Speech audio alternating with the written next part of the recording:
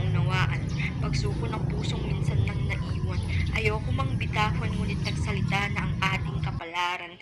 Unti-unting dumudulas ang mahigpit kong kapit at unti-unting nararamdaman ang sakit at napupuno ang utak ng bakit.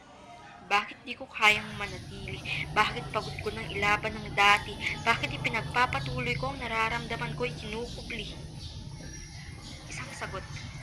Takot. Ang takot na maranasan mong itanong ang bagay na walang rason. Ang takot na maisawalang bahalang alaala ng kahapon. Ang takot na baka ang pagbitaw ko sa lubid ay ang pagbagsak mo sa kinalalagyan kong kahon. Patawad. Inilaban ko ang ating alaala. Sadyang napagod na lang talaga. Sugat ng kamay ko sa paghila ng lubid ng pag-ibig na sabay dapat nating hinihila. At sa huling hantungan, bitaw na lang ang makakapagpalaya sa ating dalawa. Sa akin lang